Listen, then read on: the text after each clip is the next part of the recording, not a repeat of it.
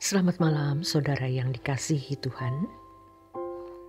Sebelum Anda beranjak untuk tidur, lupakan segala masalah dan problem Anda. Semua bisa dilewati. Malam hari ini kembali renungan malam dari Pendeta Dr. Erastus Sabdono dengan tema Subjektivitas yang Benar bersama saya, Yohana Ibrahim. Kalau orang percaya memanggil Allah sebagai Bapa, di dalamnya memuat panggilan agar orang percaya memiliki hubungan yang benar-benar intim, eksklusif dan konkret dengan Dia. Satu hal yang sukar dipahami, terjadinya pergeseran-pergeseran dari kekristenan yang sejati menjadi kekristenan yang kosong, sehingga banyak orang beragama Kristen tetapi tidak mengalami perjumpaan dengan Allah. Ironisnya, jiwa mereka tidak merasa terganggu. Mereka merasa sejahtera dengan kekristenan yang palsu tersebut. Hal ini yang mengkondisi banyak orang Kristen hidup dalam kewajaran anak dunia. Keadaan ini sebenarnya bisa menggagalkan proses keselamatan yang dimiliki seseorang. Bahkan bisa menjerumuskannya ke dalam api kekal. Artinya, jangankan menjadi anggota keluarga kerajaan Allah, menjadi anggota masyarakat saja tidak. Kekristenan adalah pengalaman berjalan dengan Allah. Alkitab harus menjadi sarana komunikasi kita dengan Allah dalam pimpinan Roh Kudus. Alkitab dapat menjadi sarana berkomunikasi dengan Allah kalau seseorang hidup dalam pimpinan Roh Kudus, dalam kerendahan hati, hidup dalam kesucian, dan tidak mencintai dunia. Jika tidak, Alkitab hanya menjadi sumber pengetahuan mengenai Allah dalam asumsi dan premis-premis manusia yang tidak berkuasa mengubah karakternya. Hal ini tidak berbeda dengan orang yang mempelajari ilmu agama. Kesombongan banyak teolog karena merasa dengan rahasionya ia dapat menalar Allah dalam Alkitab dengan mudah. Berhubung merasa diri sebagai orang akademisi, maka dengan percaya diri, ia merasa mampu memahami isi Alkitab berdasarkan kaidah-kaidah hermeneutik dan eksegesis. Tentu saja, kita membutuhkan alat untuk memahami Alkitab, yaitu hermeneutik dan eksegesis. Tetapi harus disertai pimpinan Roh Kudus, kerendahan hati, hidup dalam kesucian, dan tidak mencintai dunia. Banyak orang menjadikan Alkitab hanya sebagai objek eksplorasi dalam dunia akademis tanpa berdampak dalam kehidupan secara konkret, yaitu untuk mengalami perjumpaan dengan Allah. Bahkan ironisnya menjadi penghalang perjumpaan dengan Allah secara konkret. Dalam hal ini, pengalaman yang harusnya terbangun antara setiap individu dengan Allah, Bapanya telah digeser dengan nalar yang membangun rumusan-rumusan tentang Allah dan doktrin-doktrin serta pengajaran-pengajaran yang didasarkan hanya oleh asumsi-asumsi dan premis-premis pikiran manusia.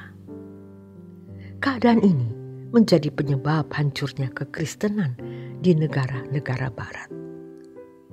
Fakta ini tidak dapat dibantah. Tentu, kita tidak anti doktrin atau sistematika teologi. Gereja membutuhkan doktrin yang sehat. Harus ada pengajaran yang benar.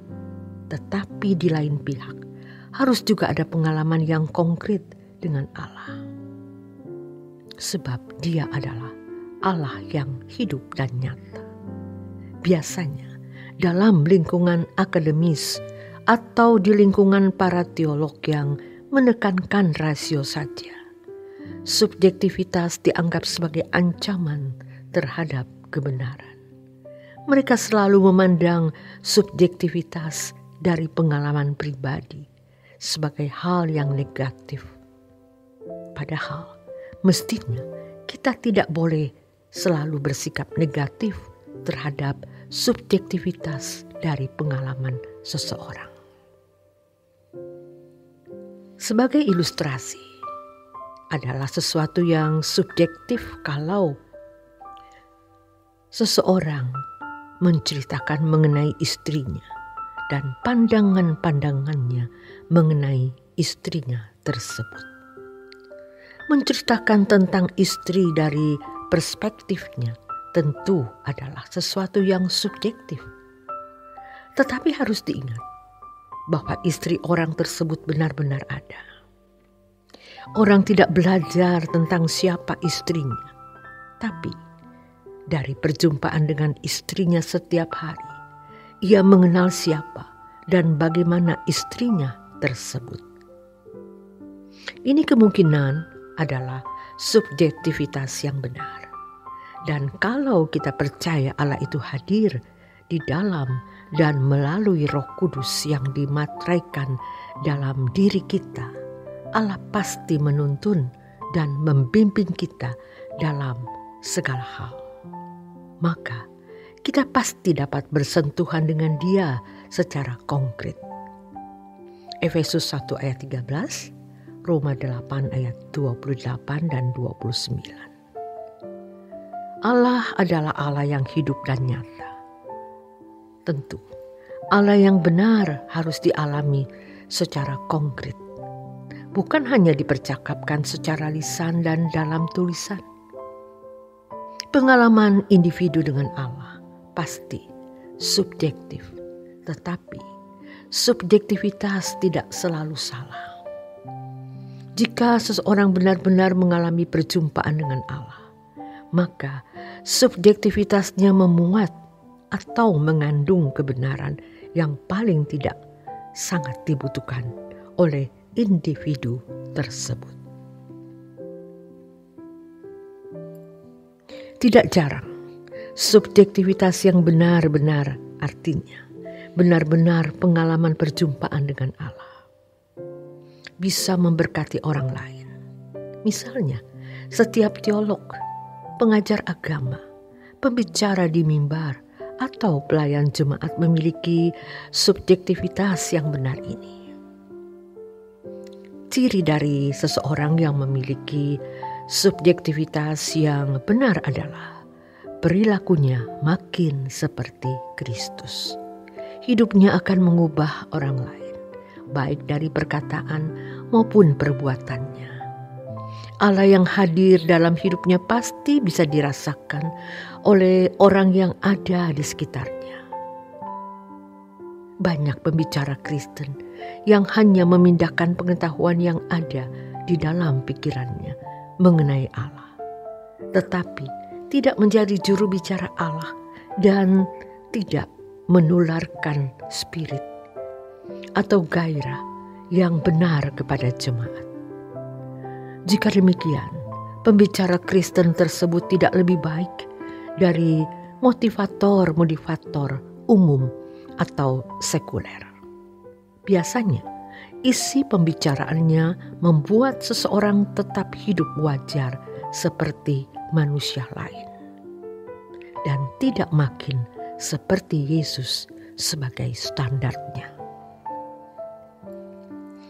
Jika seseorang benar-benar mengalami perjumpaan dengan Allah, maka subjektivitasnya memuat atau mengandung kebenaran yang juga bisa memberkati orang lain. Selamat beristirahat. Tuhan Yesus memberkati.